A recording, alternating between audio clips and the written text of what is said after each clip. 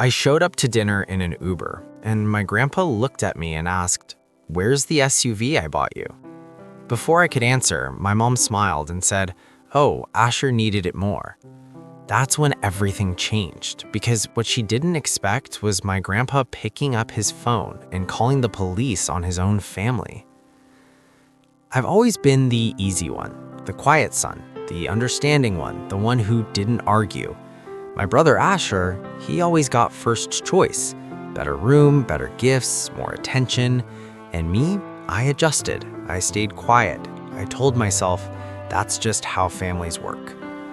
When I was 16, I saved up for months to buy my own console. My mom borrowed it for Asher's party. I never got it back. When he graduated, they threw a huge celebration.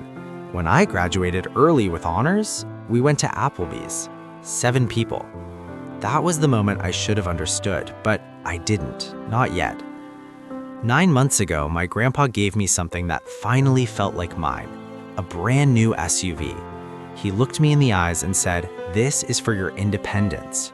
For the first time in my life, something belonged to me. No conditions, no sharing, just mine. Then one morning, I woke up and my car was gone. No message, no call, nothing. I asked my mom. She said, "Oh, Asher needed it more." Just like that. No asking, no permission, just taken. So that Friday, I showed up to dinner in an Uber, and my grandpa noticed immediately, "Where's your car?" I froze. Before I could speak, my mom answered for me. Asher needed it more. The room went silent, and my grandpa just stared at her. Then something changed. You could feel it. He stood up slowly, looked straight at her, and said, "Bring me the keys, right now." That's when the truth came out. They didn't ask me, they didn't tell me. They took my keys while I was asleep, gave them to my brother, and expected me to just accept it, because I always did. Then my grandpa did something no one expected. He picked up his phone, put it on speaker, and said, "Report the vehicle as unauthorized use, and call my lawyer." The room exploded. "Dad, you can't call the police on family." And he said something I'll never forget. Family doesn't steal. 20 minutes later, the police showed up in front of everyone. And suddenly, it wasn't family sharing anymore. It was theft. My brother had to return the car that same night. Then the officer asked me, "Do you want to press charges?" Everyone looked at me, waiting, hoping I'd stay the same. Quiet, easy, understanding. I took a breath and said, "No, I just want my car back." But then I added something I'd never said before. This never happens again. Because that's when I understood something. I wasn't being treated like family. I was being treated like a backup plan, a resource, something to take from because I wouldn't fight back.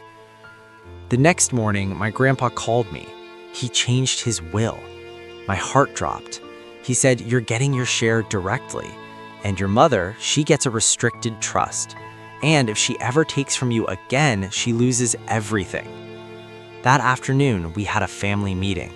For the first time, everything was said out loud. The favoritism, the patterns, the truth. Even my brother admitted it. "I've been taking from you my whole life." My mom cried and said, "I never meant to hurt you." And I looked at her and said quietly, "But you did, over and over again. And you never noticed because I stayed quiet." That night changed everything. Not because of the car, but because I finally stopped being the easy one. Sometimes people don't realize they're hurting you until you stop letting them. And sometimes the strongest thing you can do is finally say no. Subscribe if you want more real stories like this.